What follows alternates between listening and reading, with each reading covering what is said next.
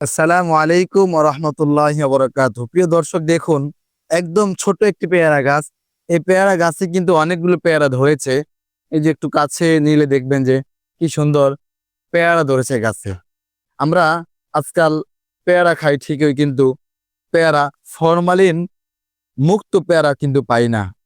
সেটা আমাকে ফরমালিন মুক্ত পেয়ারা পেতে হলে আমাকে কি করতে হবে?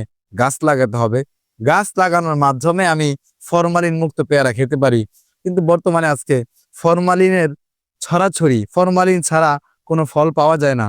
তাই আসুন নিজে এরকম ছাদের মধ্যে বা বাসার সামনে পেয়ারা ফল গাছ বা বিভিন্ন ধরনের ফল গাছ লাগিয়ে আমি বিভিন্ন ফরমালিন মুক্ত খাবার খেতে পারি।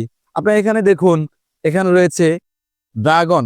অনেকগুলো ড্রাগন ধরেছে এই গাছে, তাও ফরমালিন মুক্ত, একদম ন্যাচারাল। এই ফলটা অনেক খেতে মিষ্টি হয় এবং সুস্বাদু হয়। আমরা অনেকে ড্রাগন ফল খাই, পছন্দ করি, কিন্তু এই ড্রাগন ফল কিন্তু বাজারেও পাওয়া যায়, যেটা ফরমালিনে ভরা, যেটাতে আমাদের স্বাস্থ্যে ক্ষতি আনতে পারে, অসুস্থতা বাড়তে পারে। তাই আসুন বাসায় এরকম ফল গাছ লাগাতে পারি, এরকম ড্রাগন গাছকে এইভাবে সুন্দরভাবে সাজিয়ে আমরা করতে পারি এবং ফরমালিন মুক্ত ড্রাগন ফল খেতে পারি। তাহলেই আমাদের স্বাস্থ্য থাকবে ভালো এবং পরিবেশও কাটবে ভালো।